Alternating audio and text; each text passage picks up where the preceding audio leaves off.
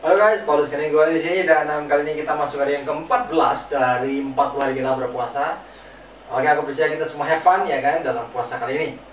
Dan hari ini aku akan membahas tentang wake up and get up for our Father. Ya kan, topik yang sangat mantap. Mari kita bangun dan kita bangkit buat Bapa kita. Oke.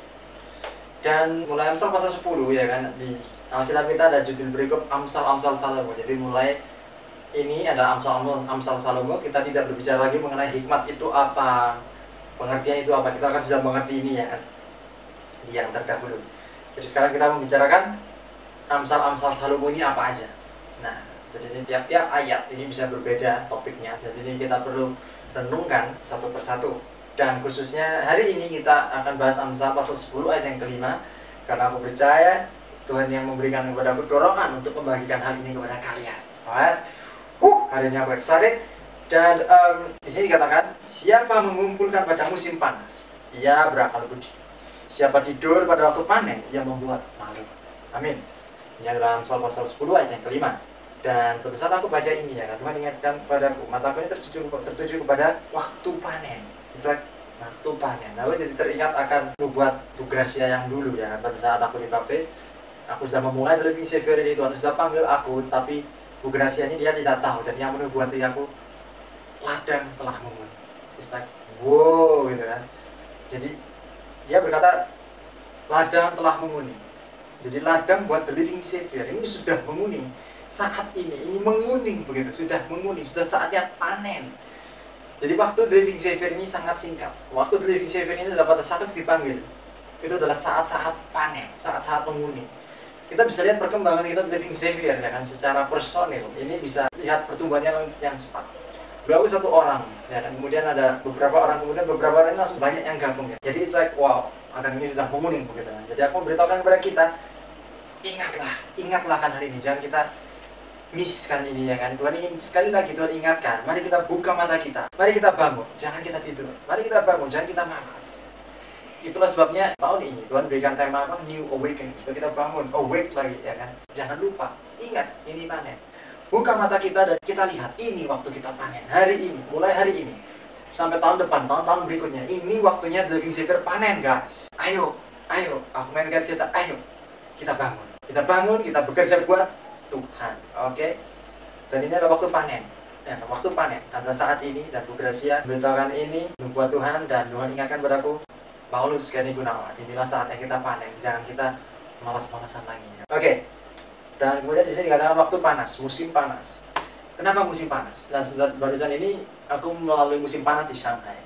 Dan pada saat aku melalui musim panas ini, aku teringat akan satu hal yang aku ingin bagikan dalam musim panas. Musim panas. Kenapa selalu menuliskan musim panas di sini? Karena pada saat musim panas, kita akan tergoda untuk keluar. Pada saat kita tergoda untuk keluar, aku mengingatkan kepada kita semua. Pada saat kita tergoda untuk kita tidak melakukan apa-apa, pada saat kita tidak mau melakukan, kita tidak mau maju untuk pekerjaan Tuhan, ini adalah saat-saat panen kita, saat-saat musim panas kita. Ya, barusan ini aku mengalami satu musim panas di sini, dan pada saat musim panas ya, karena aku nggak mau keluar kemanapun, aku mengalami satu yang namanya comfort zone. Aku di kamar, pasang AC, main komputer, semuanya nyaman gitu. Pada saat aku keluar, aku nggak nyaman. Pada saat aku mau pergi belanja, pergi ke supermarket, pada saat aku mau pergi untuk makan, sesuatu hal yang penting buat aku nggak mau lakukan itu, aku malas gitu kan.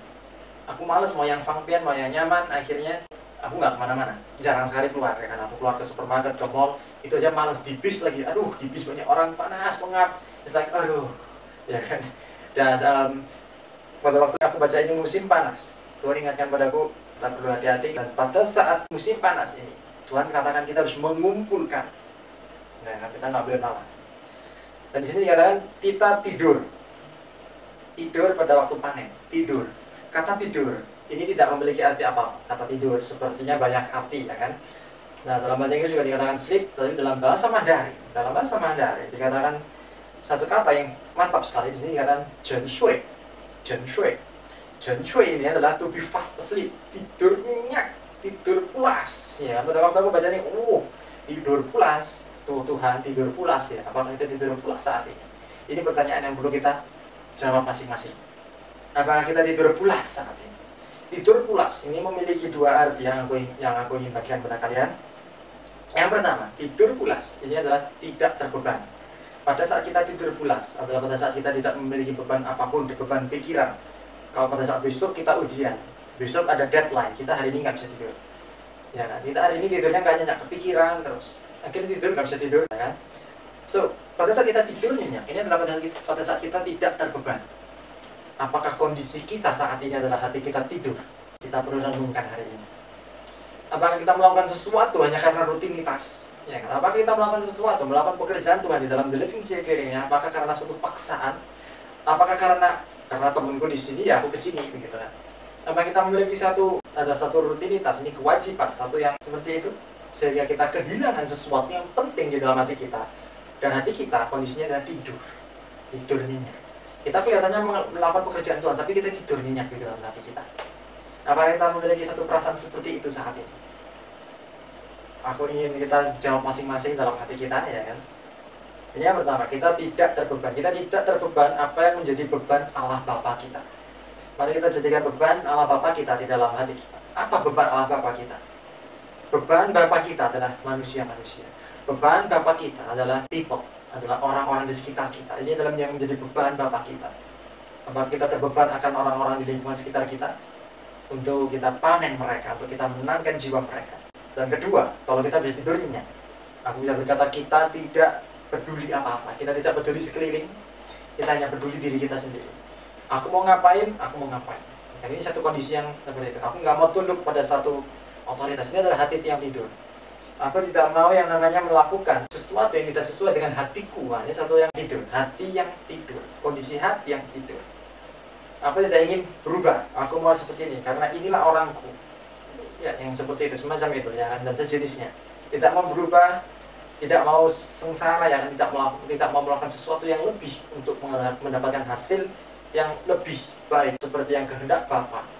Ini adalah hati kita sedang tidur, kita seenaknya sendiri, kita egoistik, mementingkan diri sendiri daripada kepentingan yang lebih besar, daripada kepentingan orang banyak, daripada kepentingan Tuhan. Apakah hati kita seperti ini saat ini? Ini yang Tuhan mau kita renungkan, ya kan?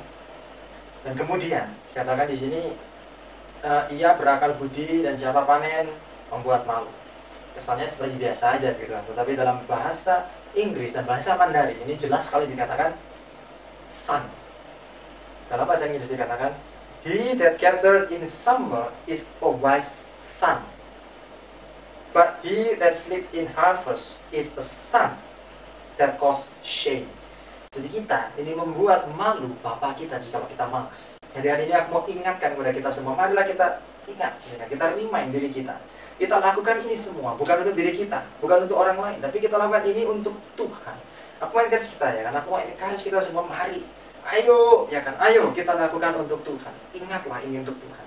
The Living Savior, aku mau katakan dalam The Living Savior itu bukan aku. The Living Savior itu bukan untuk aku. Aku melakukan ini semua. Ini bukan untuk aku, tapi karena ini adalah satu hal kerinduan Tuhan, maka aku melakukan ini. Karena ini kerinduan Tuhan dan aku membuat kerinduan Tuhan jadi kerinduanku. Kenapa? Karena aku mencintai Tuhan lebih daripada yang lain. Jikalau kita mencintai Bapa, ya kan? Jikalau aku mencintai orang tua kita akan tidak mau mengecewakan orang tua kita, bukan? Aku di Shanghai, aku belajar dengan giat, aku belajar dengan rajin karena apa? Karena aku mencintai orang tua. Aku nggak mau mereka mengeluarkan uang dengan sia-sia, begitu kan? Aku percaya kita semua sama seperti itu. Apalagi dengan Bapa kita di surga. Ini adalah kerinduan Bapa kita tentang orang-orang di sekitar kita. Dan dengan demikian, aku tidak mau mengecewakan Tuhan, maka aku melakukan segalanya yang aku bisa dalam kemampuan, dalam kapasitas yang Tuhan berikan kepadaku. Aku ada di bumi ini, aku melakukan segalanya yang aku bisa dengan talenta-talenta yang Tuhan berikan, dengan satu komunitas-komunitas yang Tuhan berikan, juga dengan equipment, peralatan, berkat-berkat apapun yang Tuhan berikan kepadaku. Aku akan lakukan yang terbaik buat Tuhan. Sebab aku mencintai Tuhan. Kuncinya di situ. Jadi bagi kita yang ingin passion kita ini bertumbuh, passion kita ini bangkit lagi, terbakar lagi, mari kita tanya hari ini pada diri sendiri. Apakah Anda mencintai orang tua Anda? Seberapa dalam cinta Anda terhadap orang tua Anda? Apakah Anda mau mengecewakan orang tua Anda? Dan hal ini adalah sama dengan Tuhan. Seberapa dalam cinta kita dengan Tuhan? Apakah kita mau mengecewakan Tuhan? Jadi ini adalah hal yang penting. Hari ini aku mau encourage kita, ya kan? Ayo, mari kita mencintai Tuhan lebih dalam lagi. Dan cinta akan Tuhan ini bisa dipupuk, bisa dibangun dari kedekatan kita dengan Tuhan, dengan seberapa sering kita kumpul dengan Tuhan, seberapa sering kita berdoa, kita menyembah Tuhan, memuji Tuhan, seberapa dekat kita dengan Tuhan, pengalaman kita, hidup kita dengan Tuhan. Ini yang paling penting. Mari kita berjalan bersama Tuhan. Kita bukan cuma mengerti firman Tuhan katakan apa, tapi kita juga mengalami perjalanan kita bersama dengan Tuhan, mujizat-mujizat bersama dengan Tuhan. Jadi mulailah kita berdoa kepada Tuhan, Tuhan, aku mau mengalami perjalanan bersama kehidupan ini denganmu. Jadi aku encourage kita semua, ayo kita miliki satu pengalaman pribadi dengan Tuhan.